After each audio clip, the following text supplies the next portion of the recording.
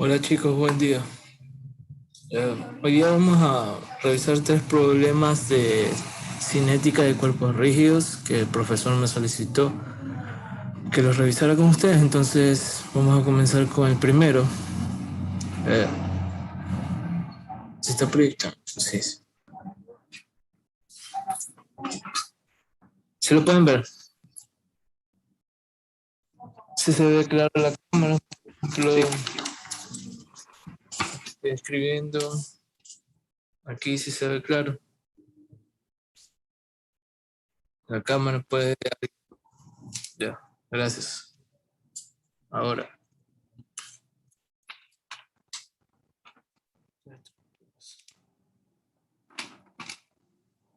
Vamos a comenzar con este problema que dice un florero de 40 kilogramos y un diámetro de base de 200 milímetros sobre un carrito de 100 kilogramos sobre el carrito. Se mantiene como se muestra. El carrito se mueve sin fricción entre sus ruedas y el suelo, mientras que existe una rugosidad entre el florero y el carrito con un valor de μ igual a 0.4. Les pregunta cuál es la máxima fuerza que se debe aplicar para que el florero no deslice o se incline. Para que el florero no deslice o se incline, no debe existir un movimiento rotacional, ¿verdad? Entonces, ¿qué sucede? Primero, comenzamos un problema con el diagrama de cuerpo libre del florero.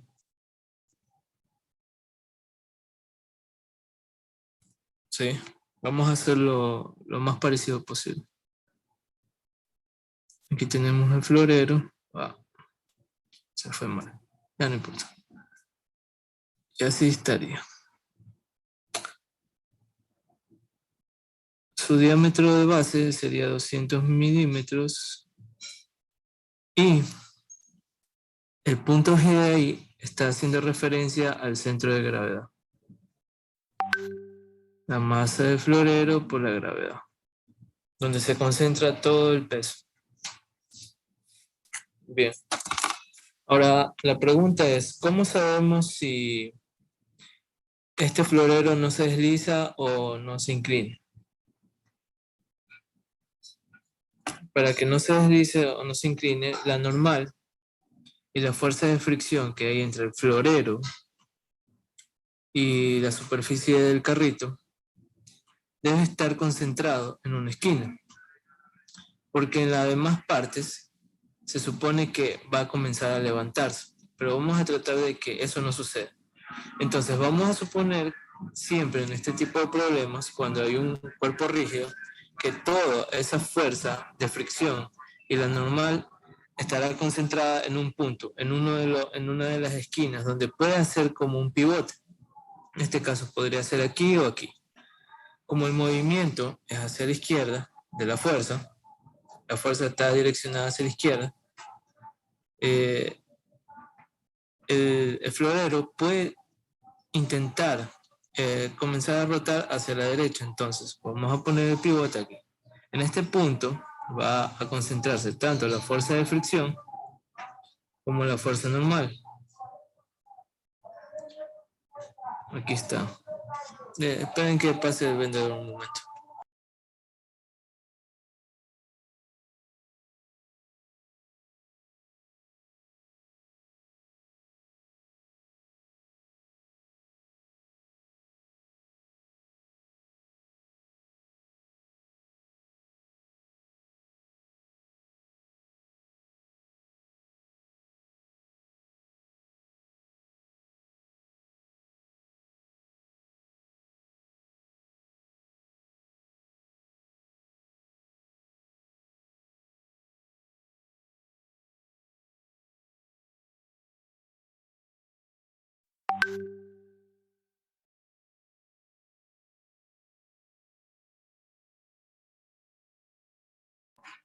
Ok, muchachos. Siguiendo con la explicación.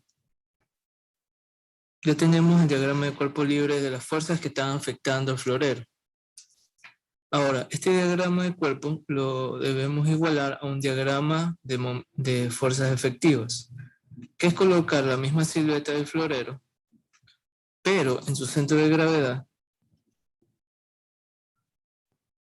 colocar el vector de fuerzas efectivas, que es el producto de la aceleración y la masa del florero.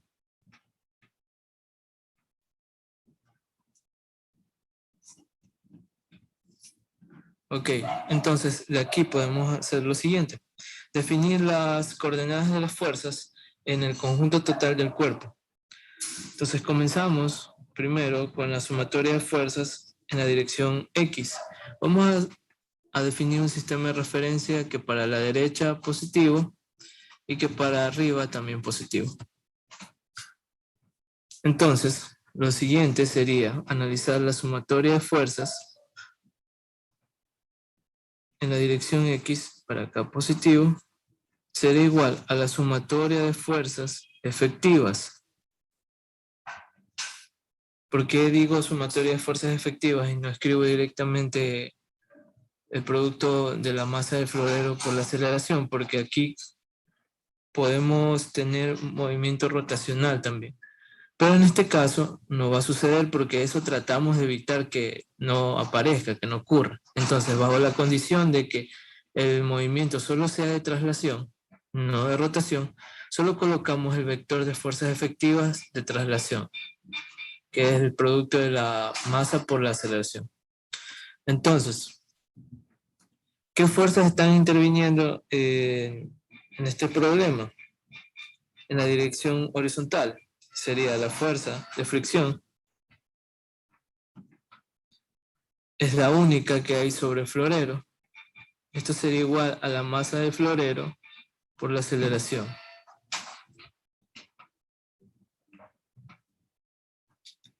¿Cómo nosotros definimos la fuerza de fricción? La fuerza de fricción se define como el producto entre el coeficiente de fricción. En este caso, ¿cuál sería? ¿Estático o cinético? ¿Cuál creen ustedes que sería conveniente definir o que estamos hablando? Sería el coeficiente de fricción estático. ¿Por qué? Vamos a tratar de que la fuerza que se está aplicando, la sumatoria de fuerzas que se está aplicando sobre el florero, sea tan, pero tan baja que, que haga que este no se mueva.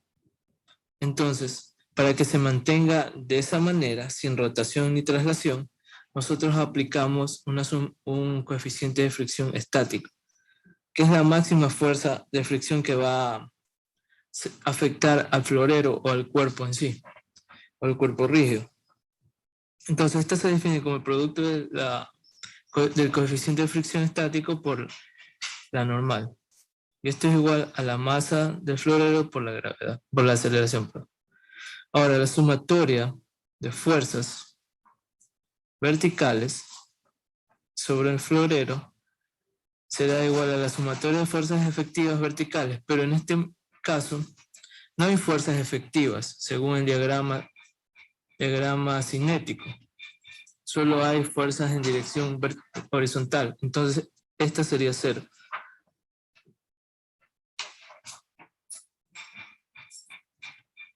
Ahora, ¿qué fuerzas tenemos de manera vertical? De manera vertical solo tenemos fuerzas, como el peso y la normal. Entonces, estas dos se igualan.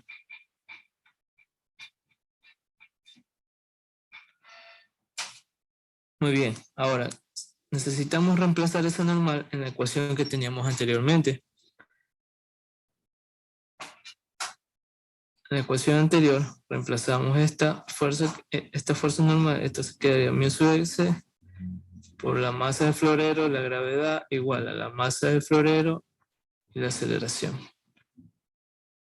Por lo tanto, tenemos que la aceleración del florero será igual al producto entre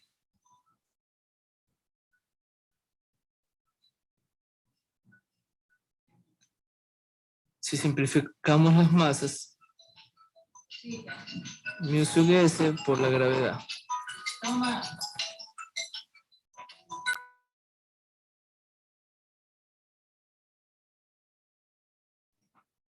Ahora, encontrando ese valor de aceleración que vamos a tener, sería el 0.4, que es el coeficiente. La gravedad, como estamos trabajando con unidades del sistema internacional, vamos a trabajar con el 9.81 metros sobre segundo al cuadrado. Entonces la aceleración que se presenta sobre el florero sería 0.4 por 9.81. Sería 3.92 metros segundos al cuadrado.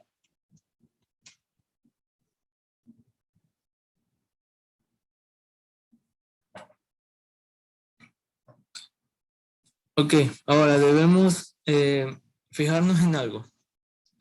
Luego de encontrar esa aceleración, vamos a analizar el conjunto carrito-florero. ¿A qué me refiero con esto? Que el conjunto carrito-florero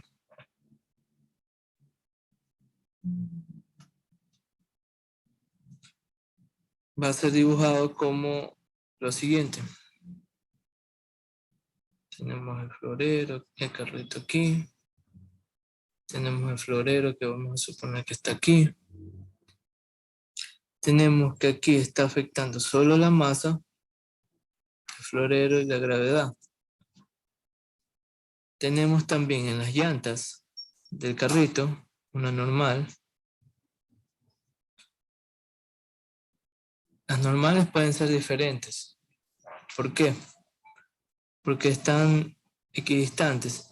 Además, no nos están diciendo dónde está centrado el florero. Si estuviera en el centro del carrito, podríamos decir que las normales son iguales. Pero este brazo de material acá nos impide decir eso. Esto, aquí nos falta en la manivela del carrito definir la fuerza. Ahora, con eso podemos decir que este es el diagrama de cuerpo libre y lo vamos a igualar a un diagrama cinético. El diagrama cinético es igual al producto entre la masa y la aceleración que se genera sobre cada uno de los cuerpos. En este caso tenemos dos cuerpos rígidos, que sería el florero y también sería el carrito. La masa del carro y la aceleración. ¿Por qué les digo que la aceleración aquí es igual para los dos cuerpos rígidos? Porque si fuera diferente, el florero estaría moviéndose encima del carrito. Entonces, eso es lo que queremos evitar. Entonces, para mantener que este no se deslice o se incline, debemos decir que va a compartir la misma aceleración. Muy bien.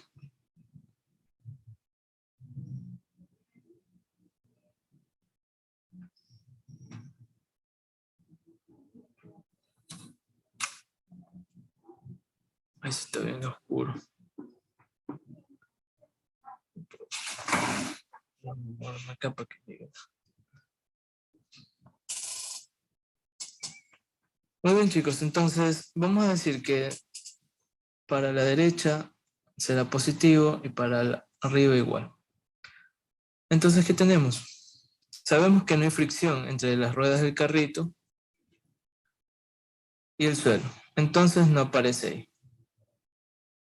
Ahora, si realizamos la sumatoria de fuerzas en X, será igual a la sumatoria de fuerzas efectivas sobre cada uno de ellos, deberíamos decir lo siguiente, que la fuerza F que se aplica en el carrito será igual a que genere una fuerza efectiva tanto para el florero y el carrito. Entonces sería la masa del carrito por la aceleración, más la masa del florero por la aceleración. Entonces la fuerza que nosotros debemos aplicar como máximo será igual a la aceleración por la sumatoria de las masas de cada uno de los cuerpos rígidos o los cuerpos que están en el conjunto.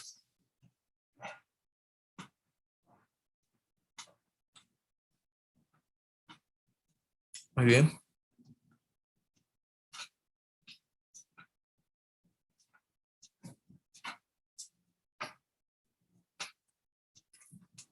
Podemos definir la sumatoria de las masas. Las masas, ¿cuánto eran? A ver, dice el problema que es la masa del carrito es de 100 kilogramos más la masa del florero que es 40 kilogramos. Esto por la aceleración.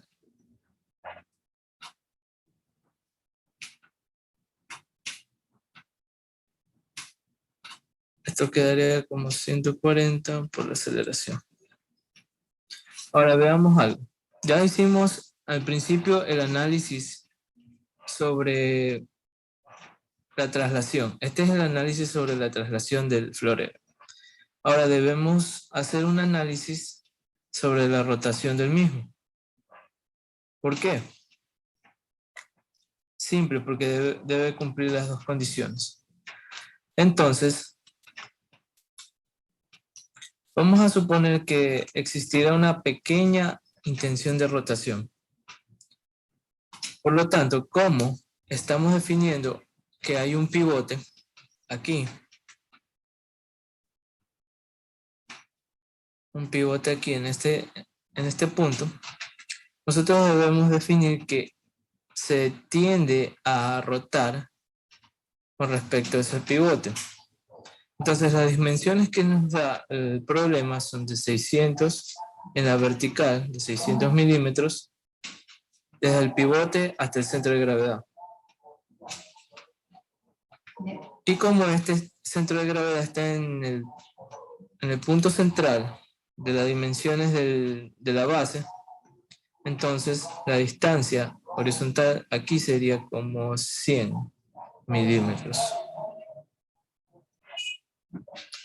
Ahora lo que nosotros vamos a encontrar es un rango de aceleraciones en donde nosotros podemos tomar una de esas dos.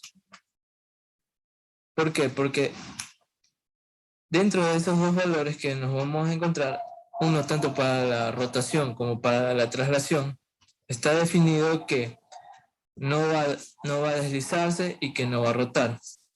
Usando estas ecuaciones de traslación, de sumatoria de fuerzas, estamos diciendo que no se va a rotar, no se va a trasladar si se utiliza o se provoca una aceleración de 3.92. Pero ¿qué pasaría si tiende a rotar? Eso es lo que tratamos de definir. Quizás la aceleración nos quede un poco mayor o un poco menor. Eso lo vamos a ver haciendo una sumatoria de momentos con respecto al punto del pivote o al punto P que nosotros definimos. Entonces, para ello, realizamos la sumatoria de momentos con respecto al punto P será igual a la sumatoria de momentos efectivos. La sumatoria de momentos efectivos, ¿qué les había dicho yo al principio?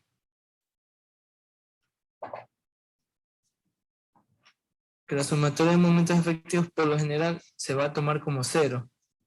Pero vamos a intentar encontrar un valor de aceleración que aproxime ese valor que no intente rotar.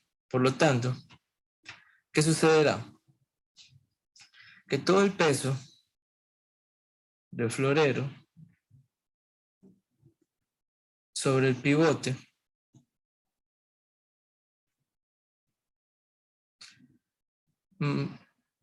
haga que éste se mantenga asentado. Entonces eso solo se logrará si el florero tiene una sumatoria de fuerzas efectivas con la masa y la aceleración. Entonces, ¿cuál es la fuerza que genera momento según el diagrama? La fuerza que genera el momento es simplemente el peso por su brazo. En este caso, el brazo de 100 milímetros va a hacer que el momento generado por el peso lo mantenga sentado sobre toda su base. Entonces, ¿qué podemos poner? La masa del florero, la gravedad del florero y un brazo delta. Ese brazo delta será 100. Y ojo, vean la sumatoria de fuerzas efectivas o de momentos efectivos. La masa del florero por la aceleración del florero tiene un brazo de palanca de 600 milímetros con respecto al punto de pivote que nosotros estamos definiendo. Entonces la masa del florero por la aceleración, y ese sería un H.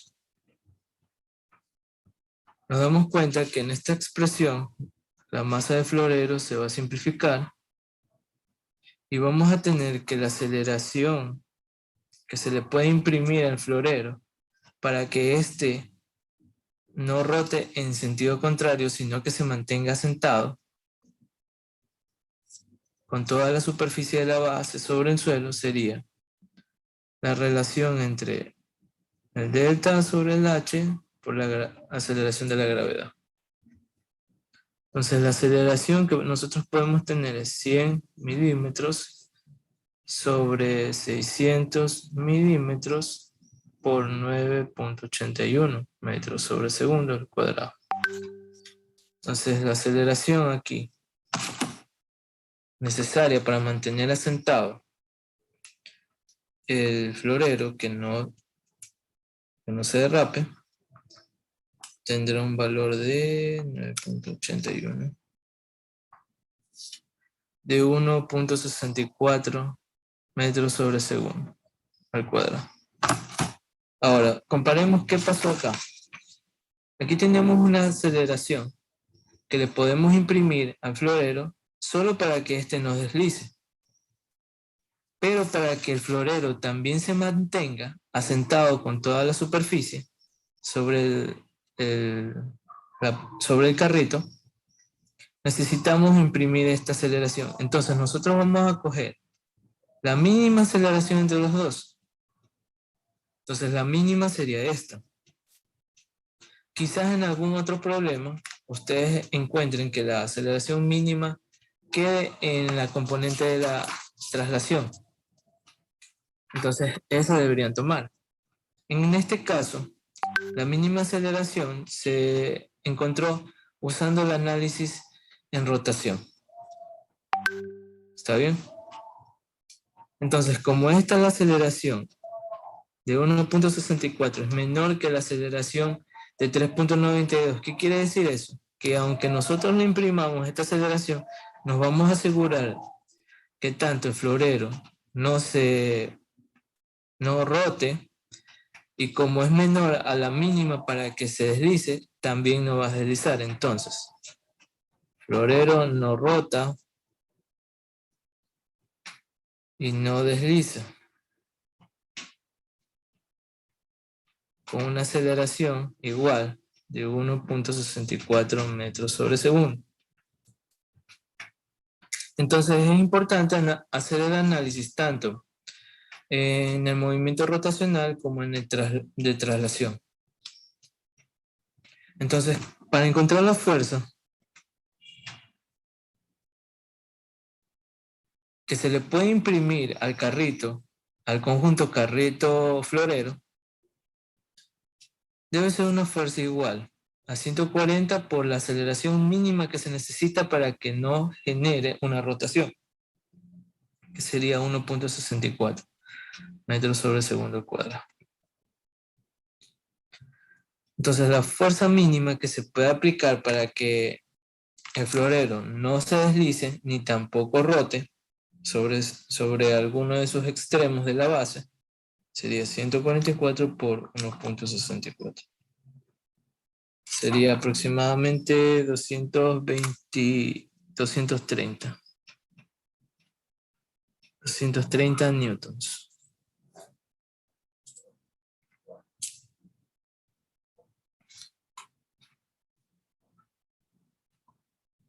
Si alguna pregunta está en la explicación.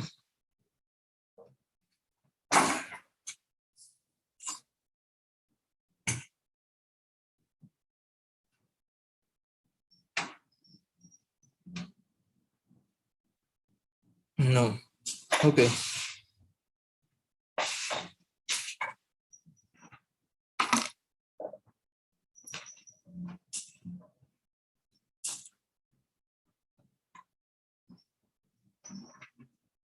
Entonces sigamos con el siguiente problema. Aquí tenemos un problema donde hay dos manivelas o dos barras, dos eslabones acoplados a una especie de cajón, si lo podemos ver así. Es como una plataforma, ahí dice cajón. La traducción se hizo mal.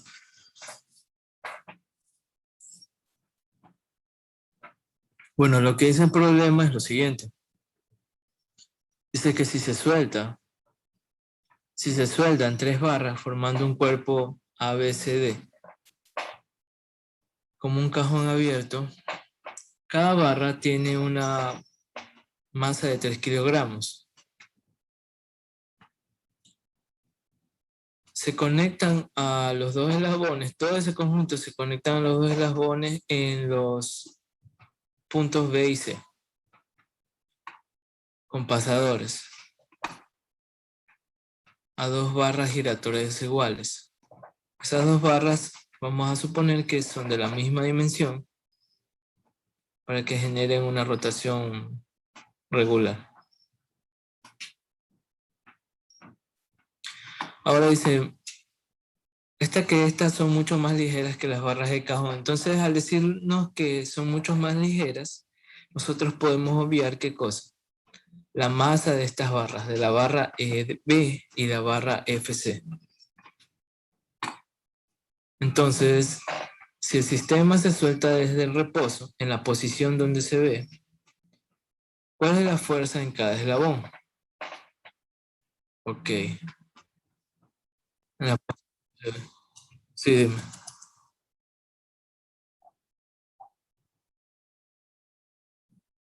Ok, la fuerza efectiva.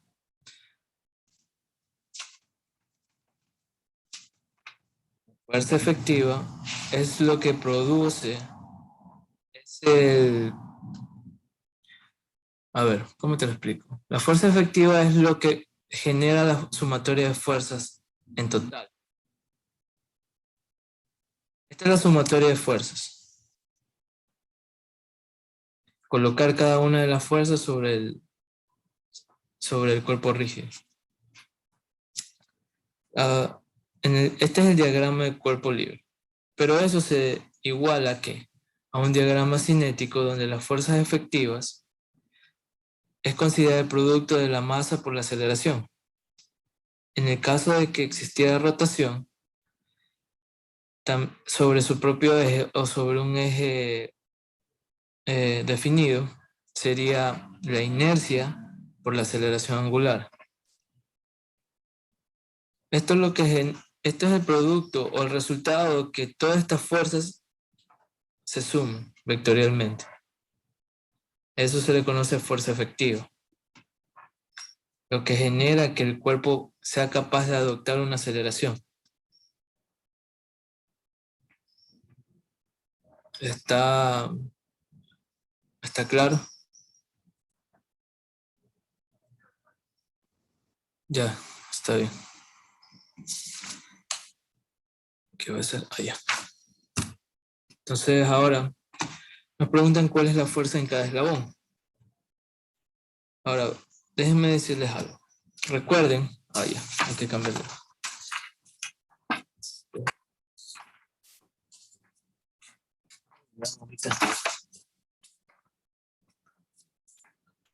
Recuerden, chicos, que cuando tenemos un cuerpo rígido, una barra, donde las fuerzas son aplicadas solamente en sus extremos, por ejemplo aquí, una de las barras que están ahí, por ejemplo la barra EB,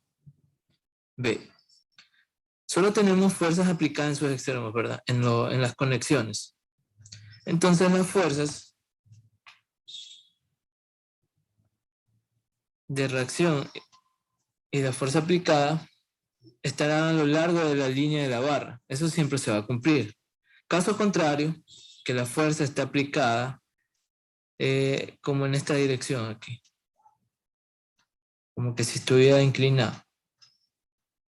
¿Ok? Pero si solo está aplicado en los extremos, las fuerzas van a lo largo de la barra y con la dirección. Ahora, sobre el conjunto, por ejemplo, sobre el conjunto que tenemos aquí, de los eslabones, de las barras soldadas, tenemos que esta aporta con una masa, esta aporta con otra masa y esta aporta con otra masa. Nosotros necesitamos definir el centro de gravedad para ese conjunto. Necesitamos definir solamente el centro de gravedad vertical. ¿Por qué? El centro de gravedad horizontal, como es simétrica, las barras son simétricas, tanto en masa y en dimensiones, como se muestra en la figura, el centro de gravedad estará alineado en el centro, haciendo una partición de dimensiones y masas iguales para la derecha y para la izquierda. Entonces, solo necesitamos encontrar el punto del centro de gravedad en la vertical. Ahí se va a concentrar toda la masa de la distribución de cada una de las barras. ¿Cómo encontramos ese centro de gravedad vertical? Primero, necesitamos hacer la sumatoria de momentos con respecto al eje X para encontrar el centro Y. Por ejemplo, este sería la coordenada vertical del centro de gravedad. ¿Cómo hacemos eso? La coordenada vertical del centro de gravedad es igual a la sumatoria del producto entre la masa de cada uno por el centro de gravedad de cada uno, individual de cada parte, por la sumatoria de las masas individuales. Nosotros vamos a tomar I igual a 1, 2 y 3. ¿Por qué? Porque tenemos 3 barras. La barra 1, la barra 2 y la barra 3. ¿Ok? Entonces,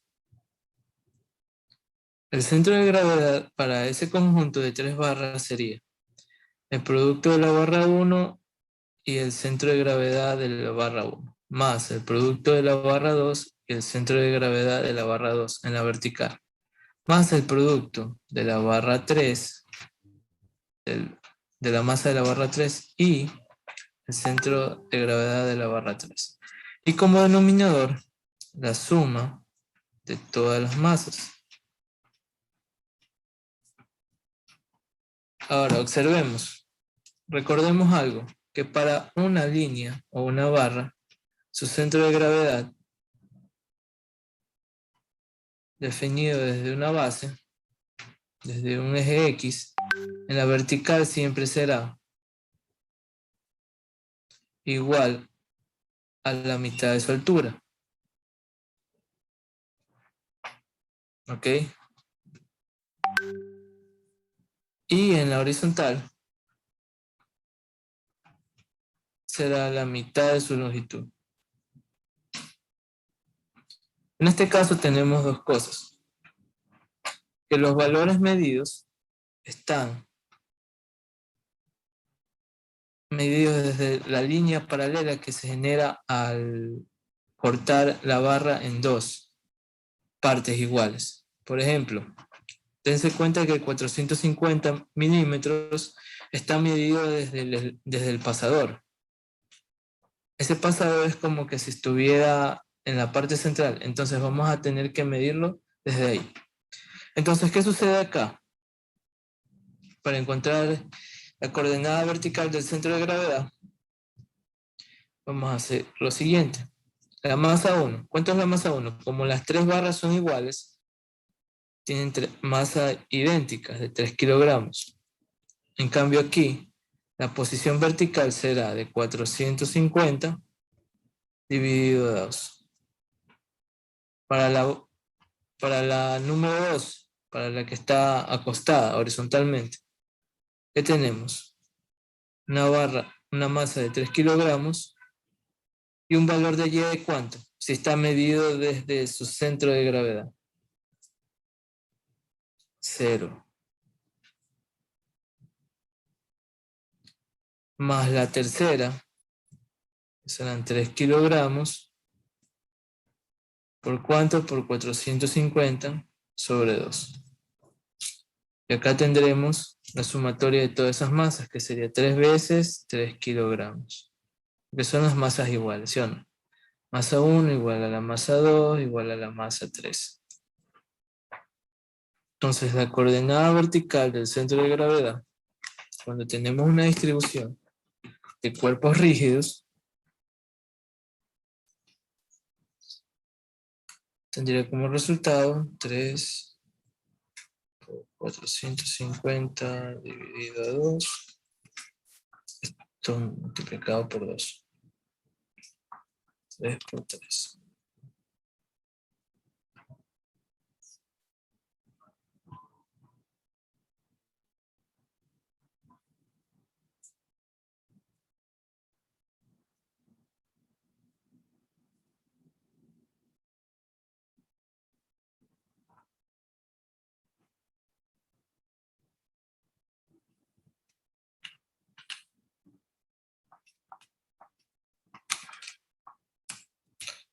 Queda que esto va a ser 150 milímetros. Entonces, a una altura de 150 milímetros está concentrado toda la masa, o es el centro de gravedad, la posición del centro de gravedad en la vertical. Esto es igual a 0.15 metros. Ahora, ¿para qué nos sirve eso? Para lo siguiente, porque cuando ustedes tienen cuerpos rígidos de esta distribución, ustedes tienen que dibujar la sumatoria de fuerzas efectivas, netamente ¿dónde? En el centro de gravedad, no lo pueden poner en cualquier lugar. Entonces, ¿qué hacemos? Ahora vamos a hacer lo siguiente. Se cambió. Ahora vamos a hacer lo siguiente.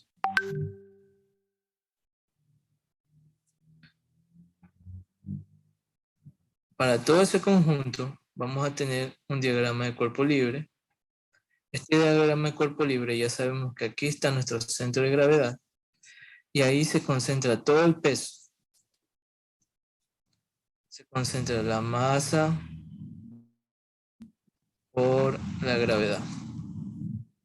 En las uniones con los eslabones, tenemos que aquí estará la fuerza 1, una fuerza 1, y aquí estará una fuerza 2, que se genera en cada eslabón. Y estas tendrán la dirección del ángulo que toma el eslabón, que en este caso sería 50 y 50 grados. Esto porque los eslabones son del mismo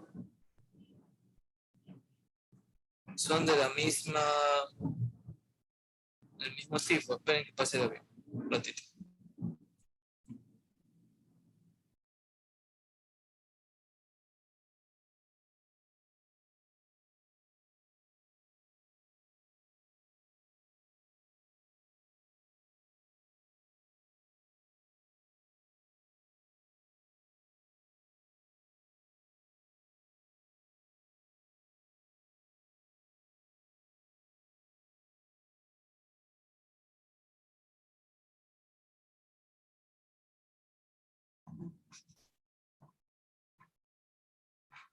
Ok,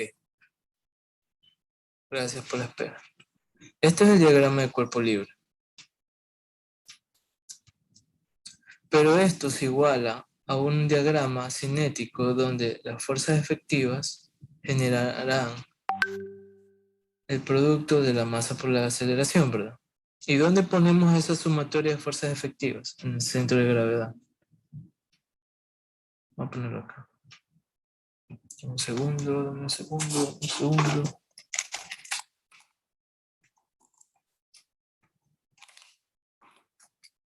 Ok, entonces, la pregunta es ahora, ¿cómo está dirigido esto? Recuerden que tenemos un movimiento angular con respecto a las barras. Por lo tanto, si nosotros lanzamos una línea cementada o imaginaria desde el punto de las barras, ¿cómo rotan? De esta manera, hasta la intersección con el centro de gravedad, se supone que nosotros deberíamos tener la aceleración tangencial en ese punto, ¿verdad? Perpendicular a esa distancia, o a esa línea. Entonces, la sumatoria de fuerzas efectivas sería la masa total del conjunto por la aceleración. Esa aceleración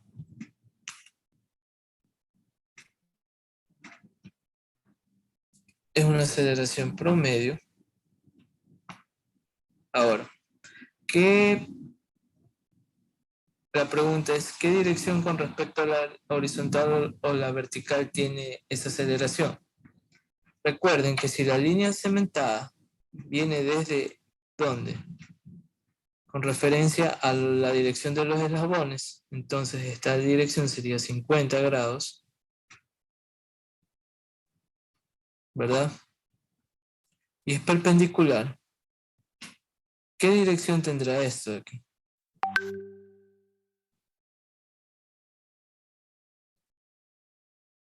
Esto es como ver una pendiente y esto es el producto de inverso de la pendiente, ¿verdad? Si la pendiente aquí es de 50 grados, ¿cuánto sería la pendiente acá? Podríamos decir lo siguiente, que si tomamos la línea para acá, sabemos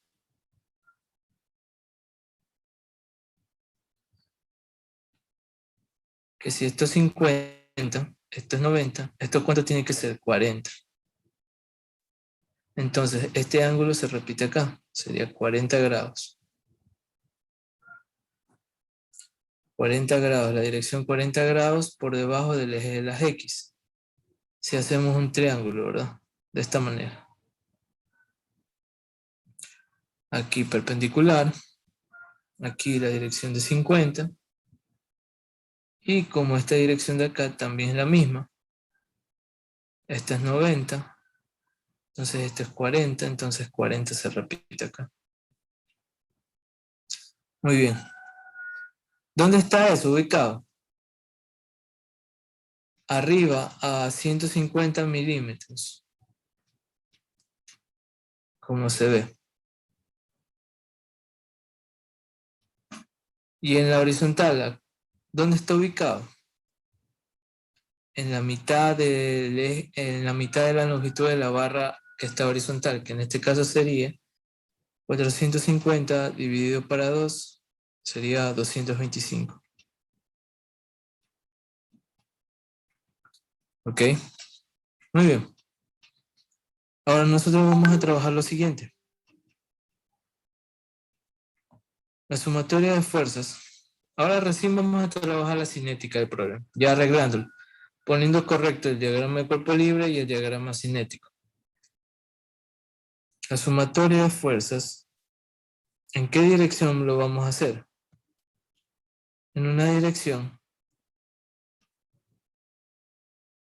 de 40 grados de inclinación con respecto a la bajada de la fuerza efectiva, para simplificar el cálculo. Yo lo podría hacer con componentes, también lo puedo hacer con componentes, no hay problema.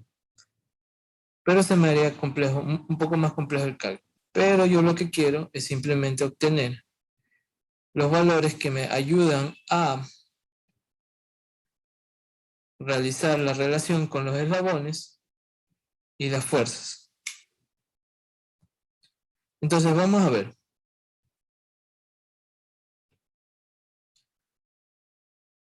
Ok, chicos. Sobre todo este conjunto de aquí, solo para el conjunto de las barras soldadas, la sumatoria de fuerzas será igual a una sumatoria de fuerzas efectivas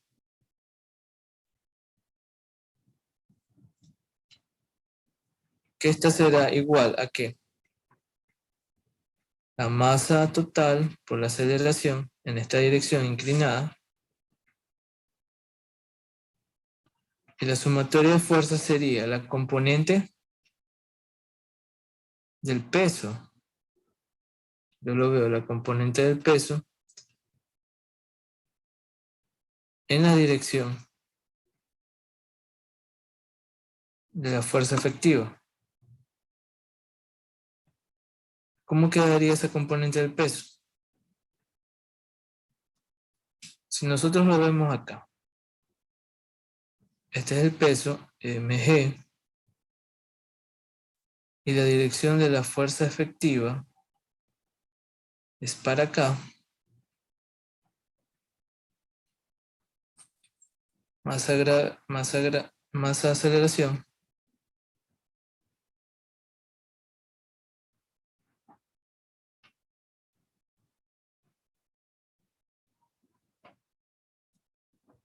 Yo quiero proyectar la componente del peso en esa dirección, ¿verdad?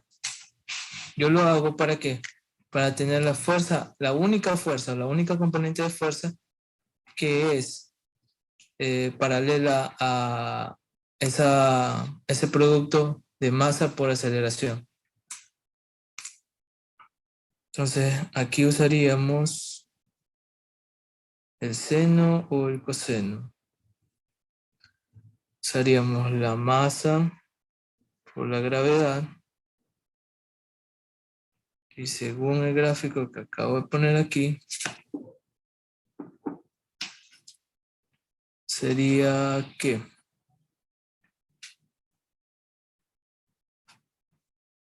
esto sería 40, creo no. Sí, sería 40 esto de aquí. Esto sería 90. Esto sería 50. Ah, ya, entonces la componente, el peso estaría en función del coseno de 50.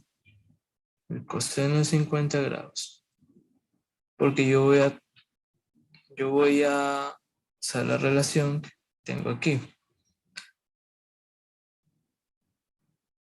La componente paralela, MA, es igual.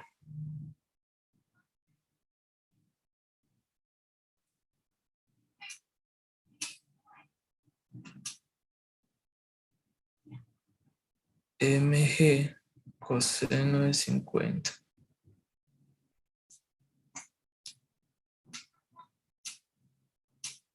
Por ahí está. Sí, ahí también sale.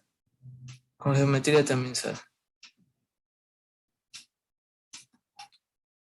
Listo, entonces con eso nosotros podemos obtener la aceleración,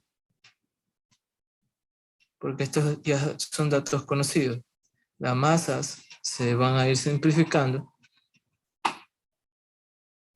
y ahí al estar simplificando me va a quedar que la aceleración será la gravedad por el coseno de 50 grados.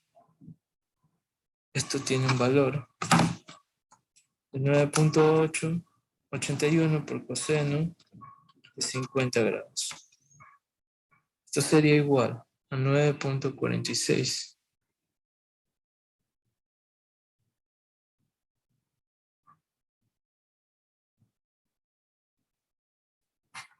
No tengo en radianes, sí.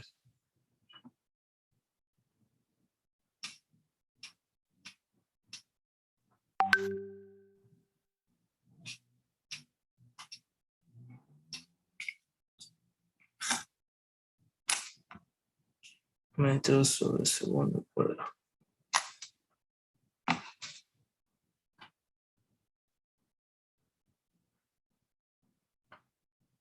Ahora, usando lo mismo, ahora vamos a hacer la sumatoria de momentos. Muy bien. Para ello, para hacer la sumatoria de momentos, vamos a dibujar de nuevo el diagrama, pero un poquito más grande, para darnos cuenta de cómo se maneja esto. Un poquito más grande sería ahí.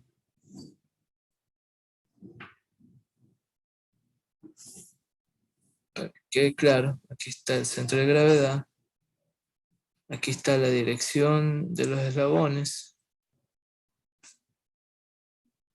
y se cruza con el centro de gravedad. Esta es la masa por aceleración, y ya tenemos esa aceleración. Esta es la masa total. ¿Qué más? Tenemos las fuerzas aplicadas aquí.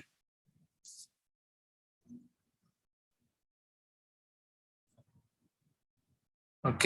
Y nos damos cuenta en algo. Sobre estos puntos, las conexiones, nosotros podemos hacer una sumatoria de momentos en alguno de ellos. Vamos a escoger el de aquí. Usando eso, nosotros vamos a obviar ¿qué cosa? Vamos a obviar una de las fuerzas y vamos a poder encontrar una de las otras fuerzas, en este caso la fuerza 2, porque estamos eliminando una incógnita. Entonces la sumatoria de momentos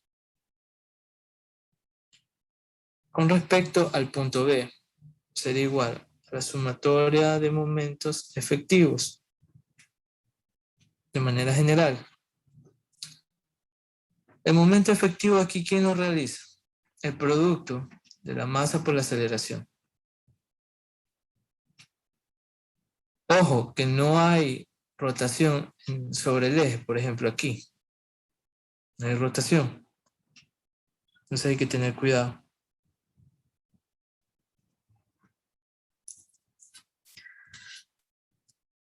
Porque pueden estar tentados en hacer esto, poner la masa, la aceleración y el brazo de palanca, o R, más la inercia y alfa.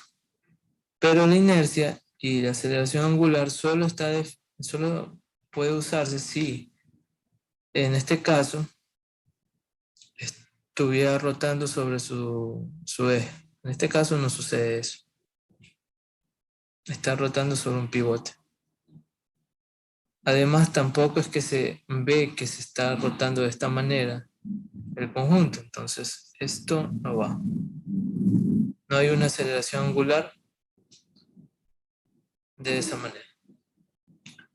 Entonces, esto sería la sumatoria de momentos en B. La sumatoria de momentos es todas las fuerzas que generan momentos respecto al punto B. Ahora, como ya dibujé más grande esto, nos vamos a dar cuenta que esto sería 450 el brazo de palanca hasta acá. Nosotros necesitamos abrir esta fuerza en la esquina, perdón,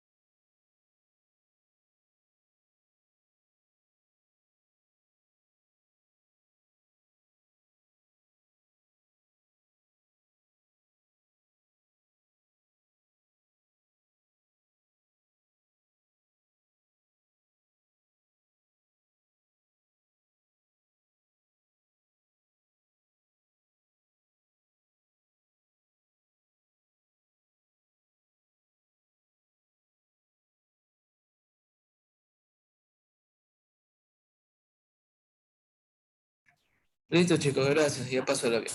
Ahora, volviendo al diagrama de cuerpo libre, esta fuerza F2 de aquí, con respecto al punto B, que está haciendo como pivote, vamos a tener que separarlas en sus componentes. Tanto la componente de la fuerza F2 en X como la componente de la fuerza F2 en Y.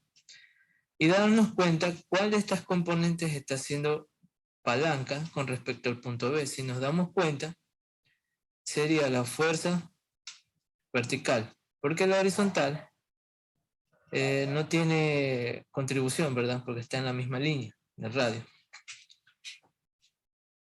Ahora, con respecto a la sumatoria de fuerzas efectivas, en radio de palanca, en este caso sería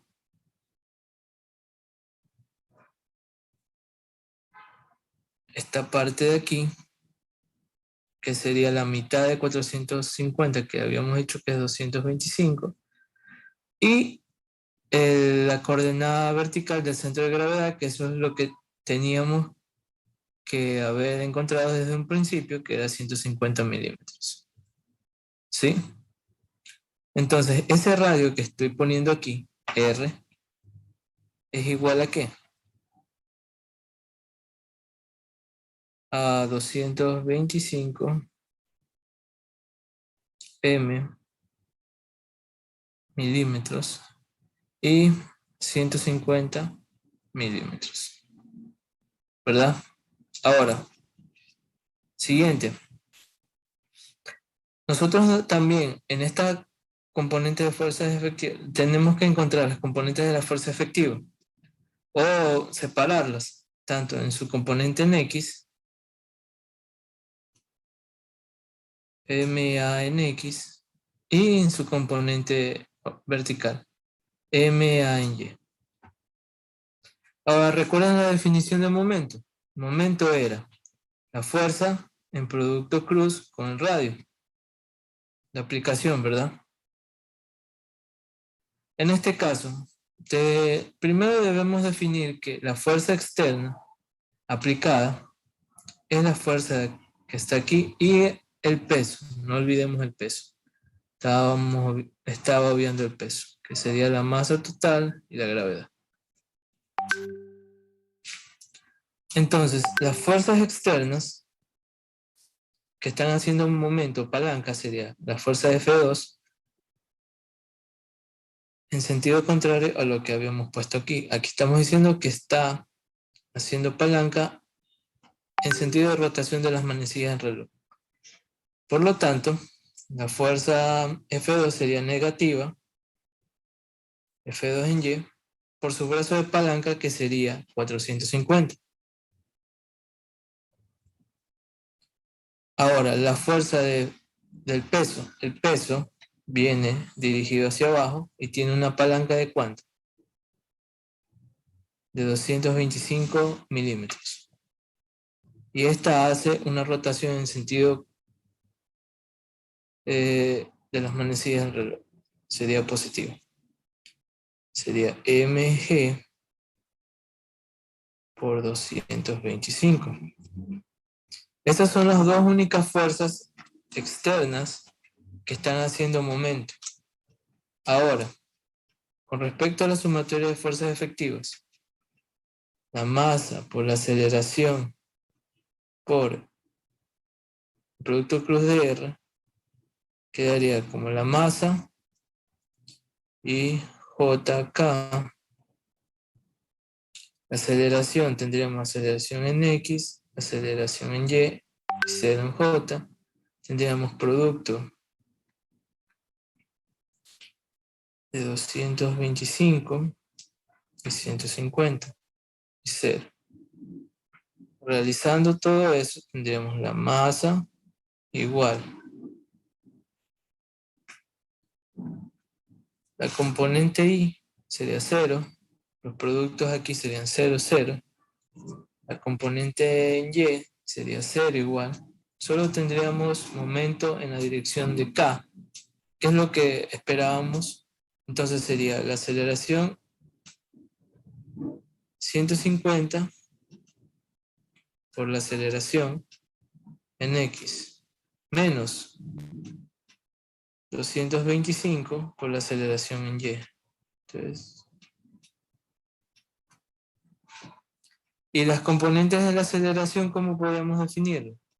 La componente en X podría ser la aceleración que habíamos encontrado por el coseno ¿de quién? De 40. La aceleración en Y sería la aceleración por el seno de 40.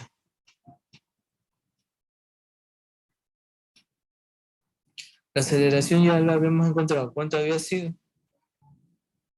Igual a 9.46 metros sobre segundo al cuadrado.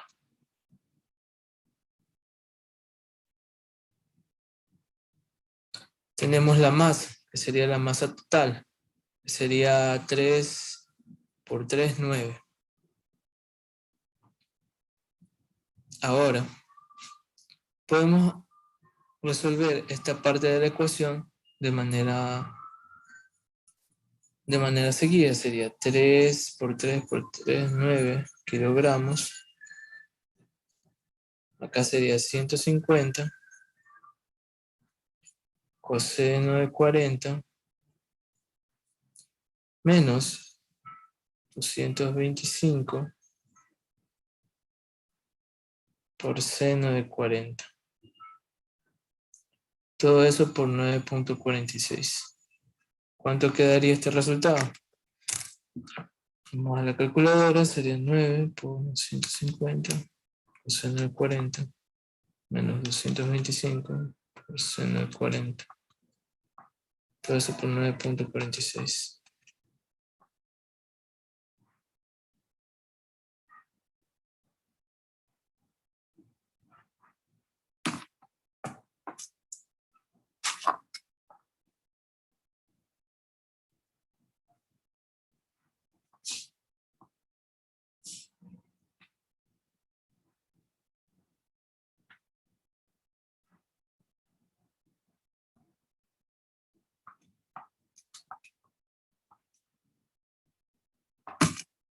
Esto me queda menos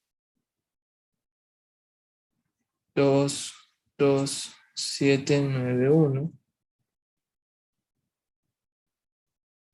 Esto sería newtons por milímetro. Se lo vamos a transformar.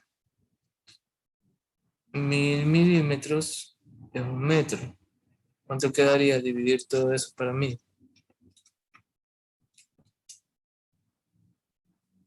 Menos 22.79 newtons metro. Entonces, ahora,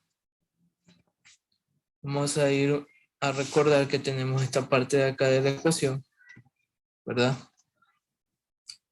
Por lo tanto, F de 2 en Y por 450 milímetros más la masa total del conjunto sería 9 kilogramos, la gravedad 9.81 y 225 milímetros. Todo esto igualado a, ¿qué? A menos 22.79 newtons por metro. Si hacemos lo siguiente, pasamos estos 450 de milímetros a metros, sería 0.45 F2 de Y menos más 9 por 9.81 y esto también a metros, 0.225. Esto es igual a menos 22.79.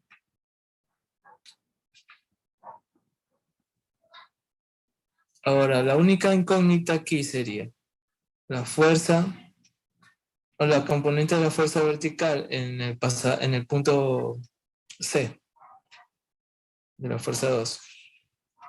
Entonces yo haría lo siguiente. Pasaría el 9.981 por 0.225. Este menos 22 lo pasaría acá a sumar. 22.79.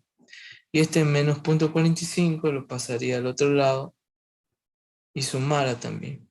Y para despejar F2 de Y sería dividirlo para 0.46. Entonces me quedaría un valor de la siguiente manera: 9 por 9.81, 225 más 22.79. 45. Quedaría que tengo una fuerza, una componente de la fuerza de 95, pongamos, newtons, en la vertical. Pero yo quiero la fuerza total. Para ello, recuerdo que la componente de la fuerza que acabo de encontrar es la componente de la fuerza vertical, F2 en Y. Esta se relaciona con el ángulo de inclinación de los eslabones. Entonces, para encontrar eso, debería decir que F2 en Y sobre F es igual a ¿qué? A seno de 50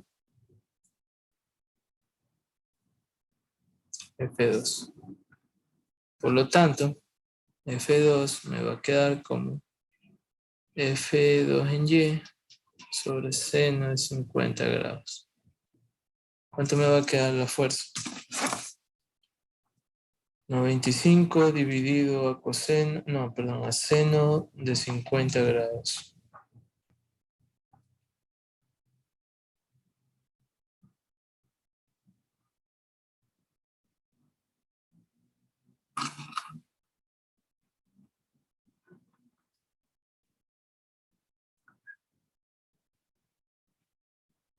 Guay, no tenía la calculadora en radianes. Qué bestia.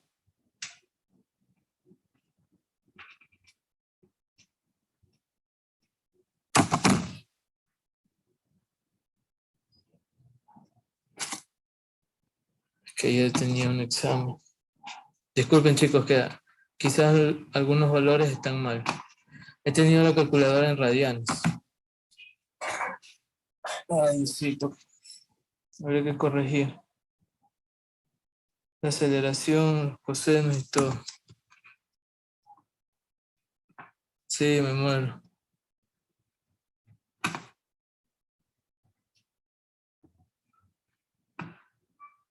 Ay, me muero. Espero no les suceda esto a ustedes. Que ayer tuve elección, una masacre, entonces, y fue una masacre. Y tenía que trabajar en radianes. Ay, con razón que no me salió.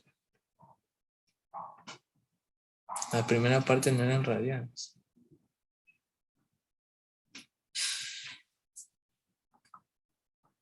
Ya entiendo. Oh, muchachos, pero sí entienden la temática. La pregunta es si entienden la temática. De lo que se trata de hacer. Sí, pero Sí, sí. Ya eso ya quedaría en corregir ese valor, ¿no? La temática sería como estamos haciendo. Entonces aquí te quedaría un valor positivo, tendría que quedarte. Me acabo de dar cuenta porque al dividir esto y esto en radianes quedó negativo, entonces no me cuadró. Entonces estaba viendo y me dice que estaba en radianes el calculador. Ya, ahora, teniendo ese valor,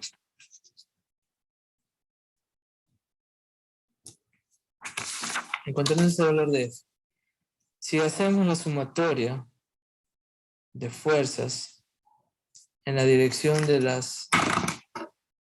la dirección diagonal a 1 grado de 50,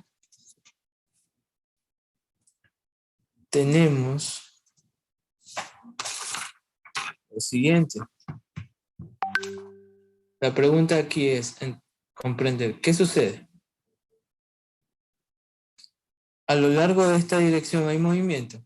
La pregunta.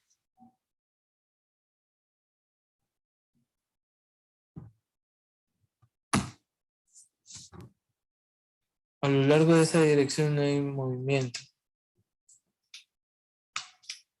No hay movimiento a lo largo de la dirección de 50 grados, inclinado desde la horizontal. Entonces la sumatoria de fuerzas y las fuerzas efectivas en esa dirección serían 0.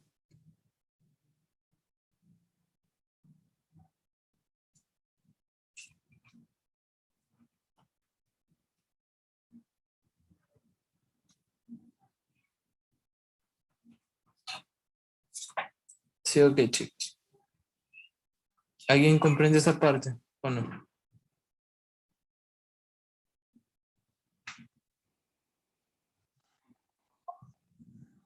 El tipo de movimiento.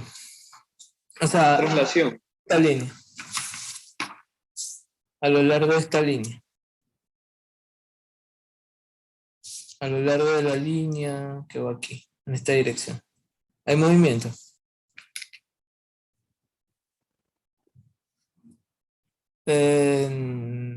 No, sí, hay una rotación, pero hay movimiento de traslación. Recuerden que la sumatoria de fuerzas, cuando es sumatoria de fuerzas, estamos hablando de movimiento de traslación, no de rotación. Hay una traslación a lo largo de esa línea. Observa.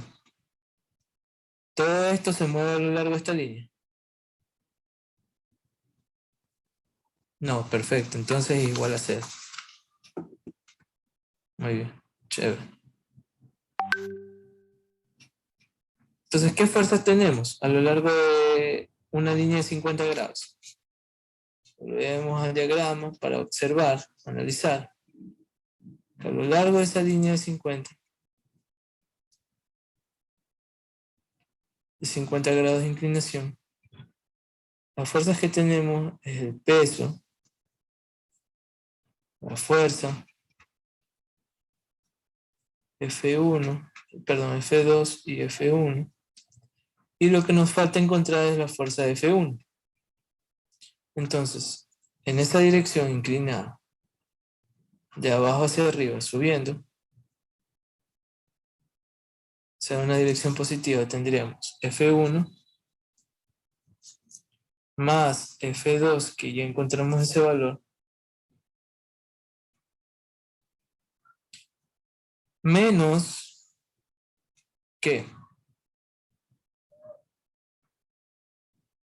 Observen que nosotros podemos proyectar una componente del peso a lo largo de la línea. Si sabemos que la inclinación aquí es 50, para llegar a 90 nos faltan 40 grados. Entonces, menos la componente del peso proyectada sobre la línea segmentada sería ¿cuánto? La masa, la gravedad y el coseno de 40 grados.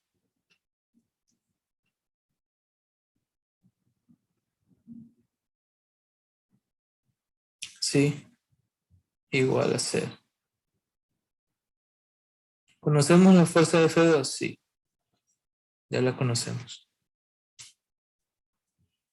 Entonces F1 quedaría como mg coseno de 40 grados menos F2. Y ahí encontraríamos las fuerzas sobre cada uno de los eslabones. ¿Las fuerzas son iguales? No necesariamente. ¿Pueden ser diferentes? Sí. ¿Pueden quedarnos iguales a lo largo de un análisis a un ángulo específico? También. Puede suceder eso. Ay, Dios mío, ¿cómo voy a cometer ese error? Con razón que no me salía ayer el ejercicio en la lección. Estaba en radianes la calculadora. ¿Cómo lo fue en su lección, chicos?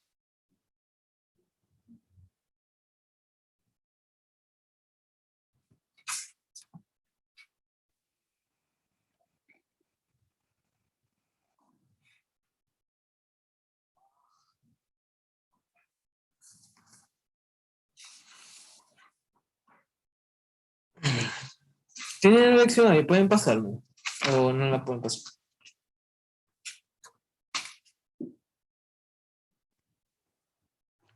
O sea, me la pasan por correo o por el grupo. Ah, ya, chicos, cierto, me había olvidado. No se olviden de mandar su asistencia al chat, por favor.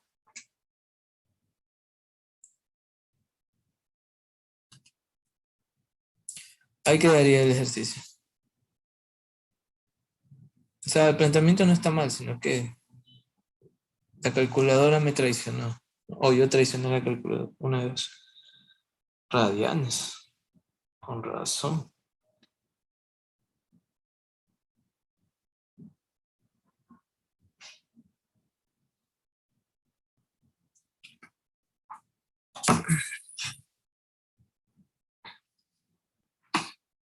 Muy bien, muy bien, muy bien. 1, 2, 3, 4. Solo hay 4. El resto se durmió.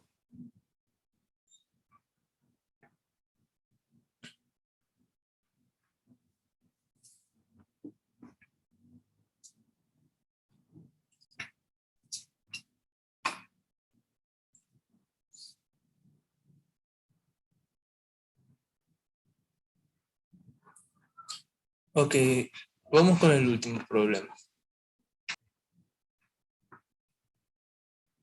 Ah, ¿cuándo sabemos que hay rodamiento y cuándo sabemos cuándo hay rodamiento y deslizamiento? Esa es la pregunta. Eso complica mucho un problema. Ahora, ah, nosotros podemos definir diagramas de cuerpo libre para cada una de las situaciones. Eso depende del coeficiente de fricción, ¿no? Sí, puede ser también. Pero es muy independiente de eso. El coeficiente de fricción te ayuda a definir si el rodamiento es inminente o el rodamiento es controlado o estable, o que no va a deslizarse.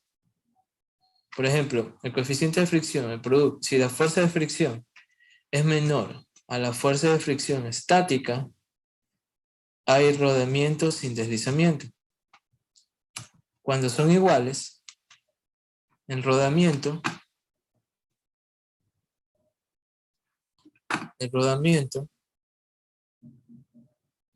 es inminente. Pero cuando hay rodamiento y deslizamiento en el mismo problema como en el de ahora, ahí es difícil de ver. ¿Qué significa que hay rodamiento y deslizamiento? Que mientras está rodando, ustedes van a ver relativamente que hay también un deslizamiento. O sea, las partículas, predecir la velocidad de una partícula es muy independiente tanto de la traslación como de la rotación. Ojo, eso es importante reconocer que la aceleración, tanto angular y la aceleración de traslación o lineal, son independientes. ¿Qué quiere decir eso? Que la relación de que la aceleración en el centro de gravedad sea igual a un radio por la aceleración angular no se cumple. Eso en el movimiento de rodamiento y deslizamiento. Cuando hay un rodamiento sin deslizamiento, sí se cumple esto. Esto sí se cumple. Que son dependientes una de la otra. Entonces, en el problema que les muestro aquí, dice, un jugador de boliche lanza hacia los pinos una bola de 8 pulgadas de diámetro y de 12 libras de masa o de peso. Eso sería peso. Pero bueno,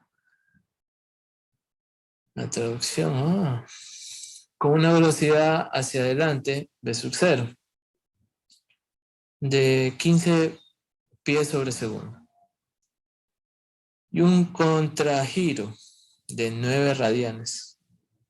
El contragiro está dibujado ahí como la dirección en verde, con la flechita en verde. Si el coeficiente de fricción cinética entre la bola y el carril es de 0.1, determine Primero, el tiempo en el cual la bola empezará a rodar sin deslizarse. ¿Qué quiere decir eso? A ver, chicos, expónganme sus ideas. Por ejemplo, Mateo, ¿cómo estás, Mateo?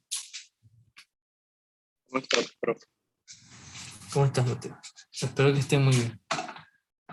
Por favor, dame tu opinión de qué significa que vamos a tener que esperar un tiempo hasta que comience a rodar sin deslizarse. ¿Qué entiendes tú por esa parte? Que primero la bola se desliza únicamente y luego empieza a rodar y deslizarse y finalmente solo rueda. Creeré que... Muy bien. Muy bien, muy bien. O Bueno, bueno, también depende, puede ser que desde que la tires ya ruede y se deslice las dos. O sea, las dos cosas. no, pero claro, en este caso la estás lanzando con una velocidad tanto de rotación y una velocidad de traslación, ¿verdad? Como muestra en la figura. Entonces, nosotros vamos a esperar. Esto es lo que va a suceder. Vamos a dibujarlo por instantes. Este es el suelo. Primero la bola de boliche va a venir así.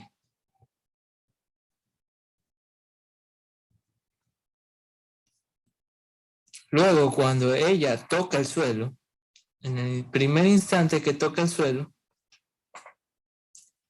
vamos a tener que se va a trasladar y va a seguir rotando. Pero va a ser un movimiento muy complicado de dibujar. Lo que sí podemos decir es cómo se muestran los vectores de fuerza. Por ejemplo, como hay un coeficiente de fricción, la fricción estaría así, que se opone a la dirección del movimiento del cuerpo. Y además, la rotación aquí no se genera sobre el punto de contacto. Recuerden que la semana pasada yo les había dicho que cuando rueda sin deslizamiento, ¿qué sucede? Que el punto de rotación es en el punto donde está el contacto con el suelo. Aquí no sucede, en el primer instante no sucede. Por ejemplo, en un instante T'. No sucede eso. Sigue rotando respecto a su centro de masa. ¿Sí? Después de un tiempo y haber recorrido un espacio, ahí se producirá lo siguiente. Que la rotación viene dada desde el punto de contacto con el suelo. ¿Qué sucederá en todo este tramo? Que la bola de boliche va a estar girando y deslizándose hasta que por efecto físico de las fuerzas vaya a generar que ésta solo vaya rodando, ya no se deslice. Eso provocará. Entonces, en el momento que deje de rodar sin deslizarse, se va a cumplir lo siguiente. Que la velocidad en el centro de gravedad será igual o va a ser dependiente del radio y la velocidad angular. ¿Sí? Solo si cumple esta condición, o con la aceleración, solo en ese momento, a partir de este punto, después de que haya transcurrido este tiempo, va a comenzar a rodar sin deslizar. Solo si se cumple esta condición. Entonces, ustedes en las ecuaciones van a tener que decir, ya, yo quiero saber cuándo comienza a rodar sin deslizar. Entonces, a lo largo de una distancia, después de que transcurra un tiempo, debe de cumplirse esta condición. Antes de eso, va a pasar por un proceso que va a estar rodando y deslizándose de tal manera que los movimientos tanto de la dependencia de las aceleraciones y la velocidad no son predecibles, son independientes. ¿A qué me quiero referir con eso? Que en este tramo que está aquí, decir que la velocidad en el centro de masa es diferente a la relación del radio y la velocidad angular, solo en ese tramo de aquí, hasta que comience a converger a una rodadura sin deslizamiento. ¿Ok? ¿Alguna pregunta por ese lado? Quiero que quede claro. Porque eso les va a servir para cualquier ejercicio.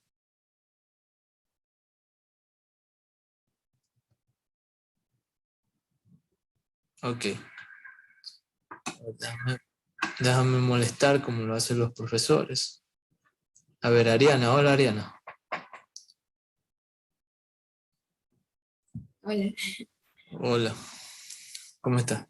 Ya. ¿Qué había dicho? En este tramo de aquí, ¿es fácil predecir la aceleración?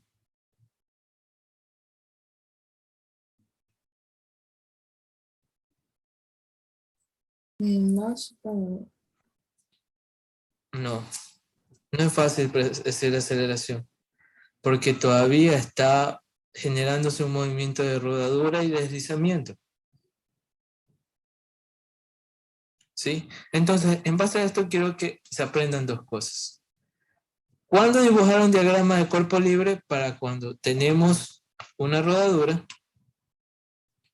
netamente una rodadura.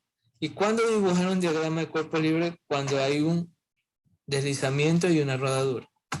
Para el primer caso, solo rodadura.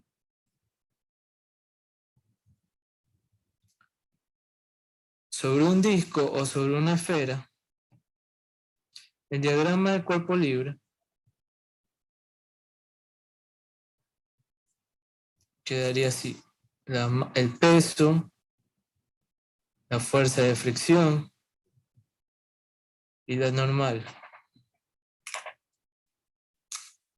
Este es el diagrama de cuerpo libre.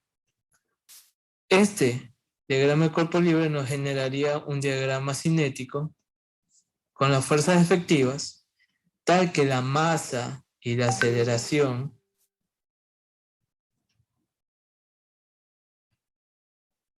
la masa y la aceleración estén en dirección contraria a la fuerza de fricción. ¿Sí? Estas dos deben estar en dirección contraria para que exista una rodadura sin deslizamiento. Y también aquí ocurre ¿qué cosa? Como está girando sobre su centro de gravedad, sucede esto. El producto entre la inercia y la aceleración angular. Aquí sí vamos a considerar este producto, porque está generándose una rotación sobre su centro de gravedad.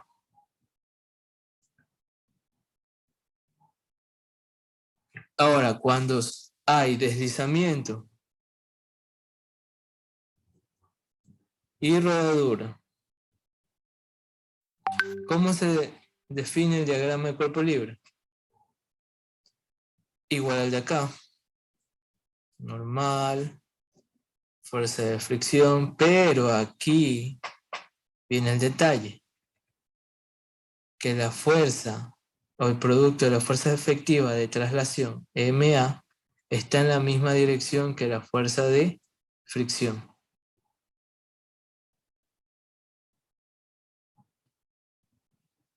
¿Sí? Está en la misma dirección. Ojo, observen.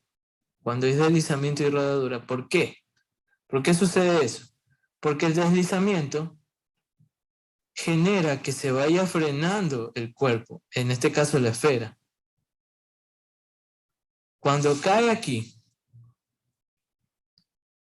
pega un par de rebotes y comienza a frenarse, ¿verdad?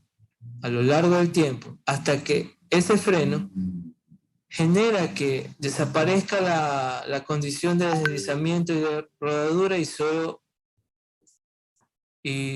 se presenta la rodadura. Entonces, en todo este tramo, es válido relacionar este diagrama de cuerpo libre. Porque aquí se presenta deslizamiento y rodadura. Cuando la fuerza de fricción y el producto de la fuerza, de la masa y la aceleración están en la misma dirección. Y ellas están en dirección contraria ¿a quién? Al movimiento. Por ejemplo, la velocidad es hacia la derecha, ambas están en dirección contraria al movimiento. En este caso sería hacia la izquierda. Caso contrario, es lo que sucede cuando hay solo rodadura. El producto masa por aceleración está en dirección contraria a la fuerza de fricción, pero en misma dirección del movimiento. Esto no se olviden, estas dos cosas son importantes para analizar un problema. Ok, entonces, ¿qué me dice cuando nosotros tenemos un deslizamiento y una rodadura? Que durante todo ese proceso, hasta solo tener rodadura, nosotros vamos a tener que se va a estar frenando la velocidad. Entonces, la velocidad en algún punto, en este punto sería, la velocidad en este punto de aquí, donde comienza a aparecer la rodadura, será menor que la velocidad inicial, ¿verdad? Por efecto de la fricción y de la desaceleración que se genera. Ahora, chicos, en base a eso, nosotros describimos lo siguiente, que la sumatoria de fuerzas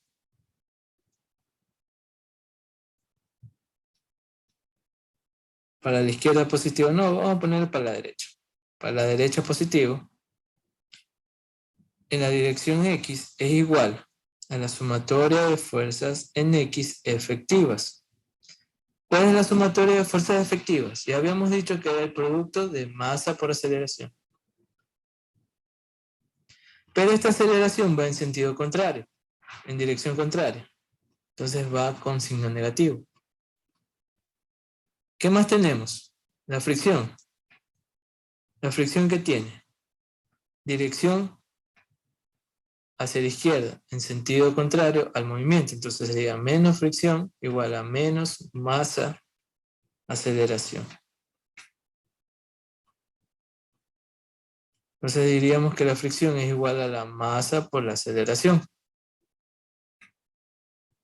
La fricción sería mu sub S o mu sub K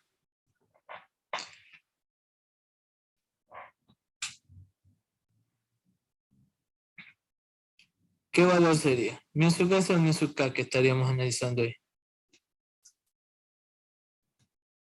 Sería mu sub K. Por el efecto de que se está generando un movimiento, o sea, no está estático. La normal, que sería mu sub K por mg, esto es igual a la masa por la aceleración. Entonces me va a quedar que la aceleración es igual a mu sub K por la gravedad.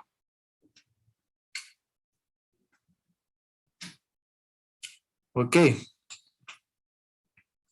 Ahora tengo que hacer la sumatoria de momentos efectivos. Eso es otra cosa que quiero que les quede claro. Cuando nosotros tenemos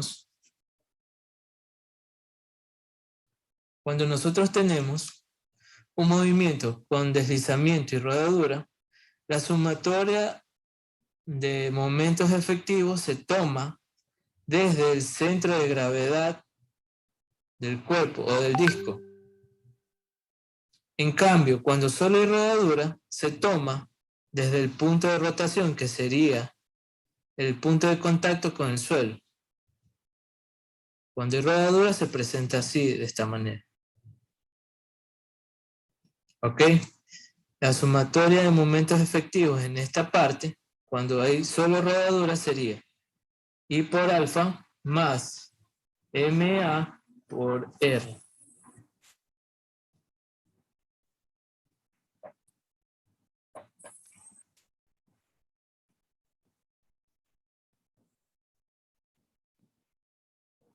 En cambio, cuando hay deslizamiento y rodadura, sería la sumatoria de momentos efectivos igual a ¿qué? Solamente I por alfa. Cuando es deslizamiento y rodadura. Ok, ¿de qué nos sirve eso? Identificar. Vamos a volver a hacer el diagrama de cuerpo libre para no perdernos.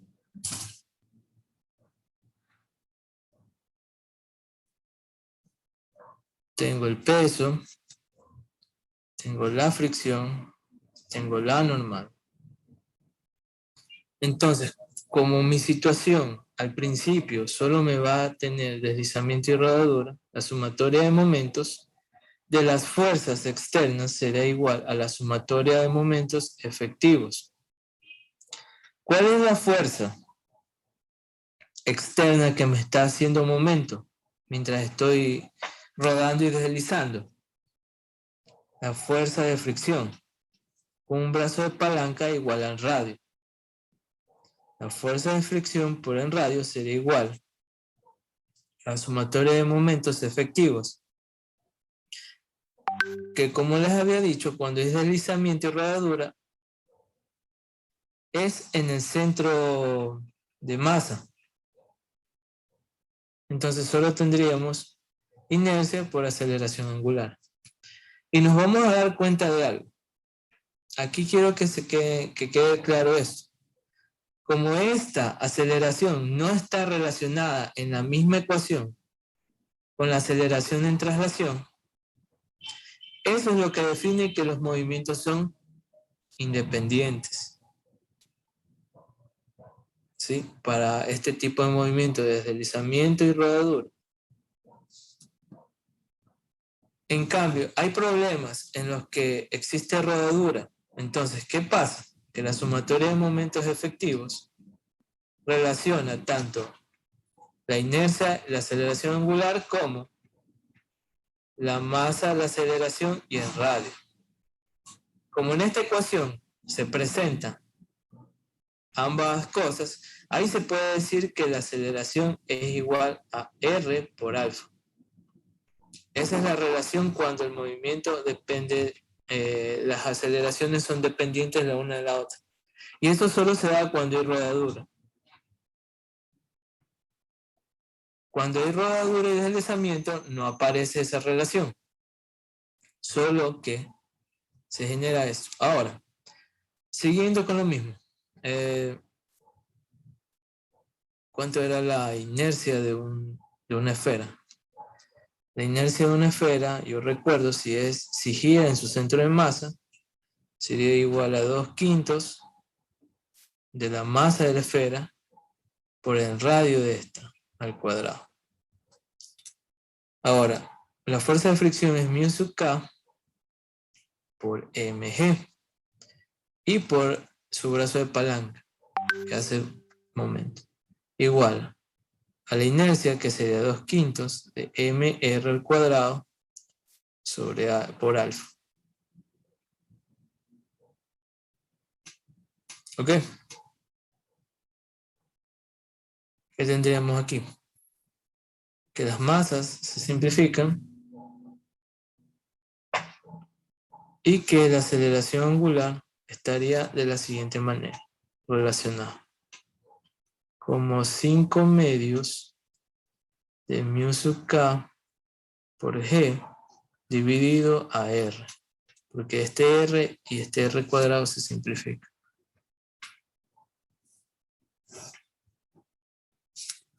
Y vean, aquí está la relación que les digo. Esta expresión de aquí es muy diferente a la expresión de la aceleración que teníamos acá, ¿verdad? Por ejemplo, déjenme reescribir. La aceleración nos había quedado como la μ sub k por g. Si se dan cuenta, si nosotros tratamos de hacer que se cumpla esta relación de aquí, que la aceleración tangencial o la aceleración en traslación sea igual a r por teta, perdón, por alfa, nos va a quedar términos diferentes, ¿verdad? Debido a este 5 medios. Entonces ahí está demostrado que en un movimiento tanto con deslizamiento y rodadura, las aceleraciones son independientes. Porque tanto mientras este va a ir trasladándose, va rodando, y la cantidad con la que va cambiando su rotación es muy diferente a la que va cambiando su traslación. Ahora, ya eso ya debería quedar claro. Espero. Si tienen alguna pregunta, háganla ahora.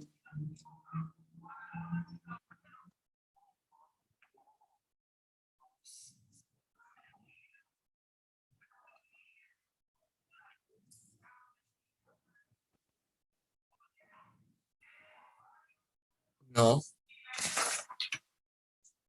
Aquí está.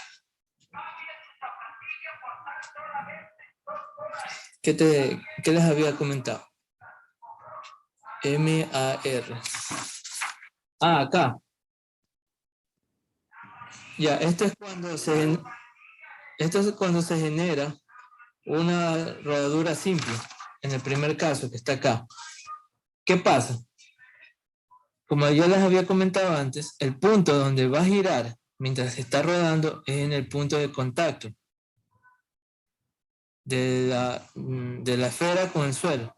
Entonces, si tú tomas sumatoria de momentos con respecto a este punto que se modela como pivote, tú te das cuenta que I por alfa,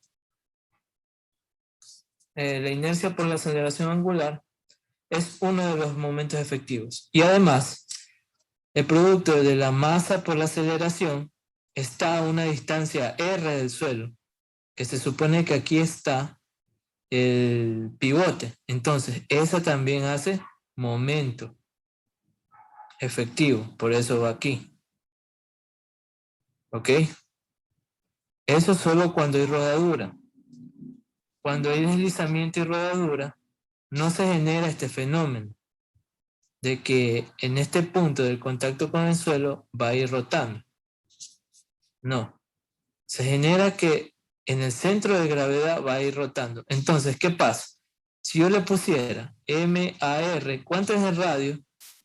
Desde del producto MA con respecto al eje de rotación 0, porque está en el centro, ¿verdad? Entonces, R es igual a 0, esto se va a hacer.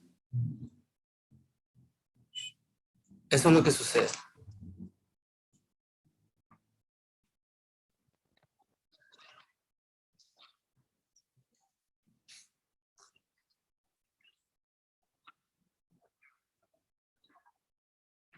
Más o menos así. Pero yo estoy tratando de que les quede claro en qué caso estamos trabajando. Que aquí, desde que cae al suelo, hasta que comienza a converger a un movimiento solo de rodadura, va a haber un deslizamiento y rodadura. Entonces vamos a utilizar este diagrama de cuerpo libre, donde la bola de boliche va a girar sobre su propio eje mientras ésta se está trasladando. Sí, como que está haciendo esto. Es como que está haciendo una cicloide con un deslizamiento. Aquí estoy hablando cicloide. Eso es varias variables. ¿Ok? Pero ¿qué sucede? Que cuando en este tramo, mientras va deslizando y rodándose, el efecto de las fuerzas va a ir cambiando esas condiciones hasta que converge a un movimiento solo de rodadura, sin deslizamiento. Entonces ahí va a comenzar a rotar con respecto a quién, al punto de contacto con el suelo. Diciendo eso, cuando existe solo rodadura, el producto de la masa por la aceleración está en dirección del movimiento o de la velocidad. Cuando solo hay deslizamiento y rodadura, está en sentido contrario, en dirección contraria al movimiento. ¿Por qué? Porque está tratando de frenarlo hasta que este ya deje de hacer efecto como freno y comience a rodar nada más.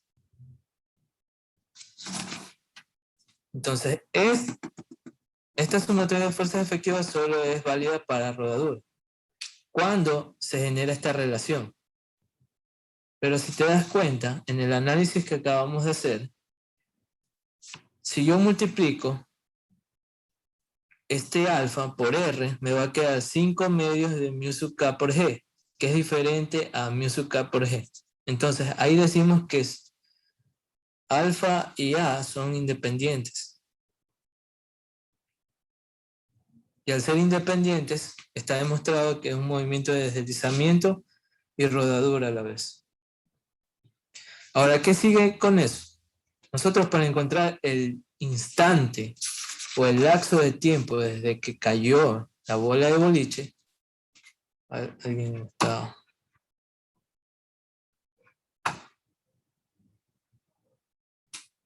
Ahí. Un instante desde que cayó hasta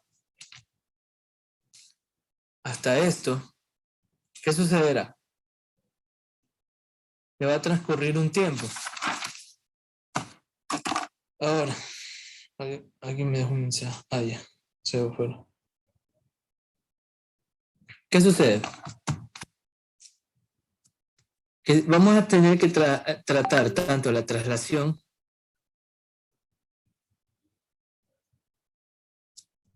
y la rotación.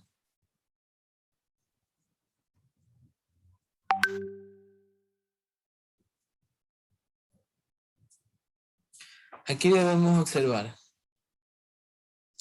que la rotación de la aceleración angular está en este sentido. En cambio, la velocidad angular con la que se dejó caer está en el otro sentido. Entonces, la velocidad angular es negativa. Ahora vamos a intentar encontrar el instante T1 o el lapso de tiempo T1 que ha transcurrido. ¿Para qué? Para que comience a rodar sin deslizar. Entonces, en ese instante se va a cumplir esta relación de la velocidad es igual al radio por la velocidad angular.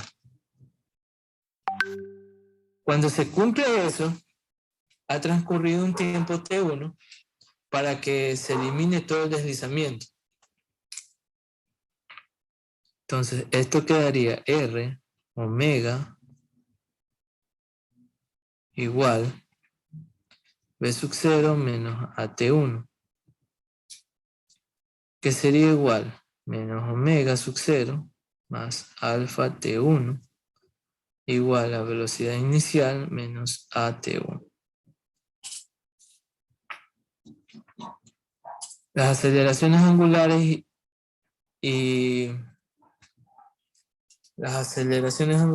y también, ¿quién?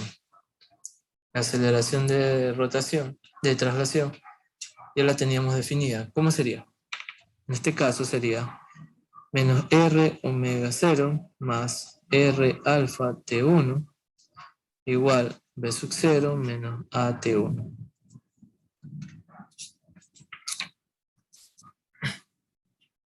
Aquí quedaría menos R omega T1 más alfa R significaría que sería 5/5 de mu sub K G por T1 igual a B sub 0 menos mu sub K por G T1.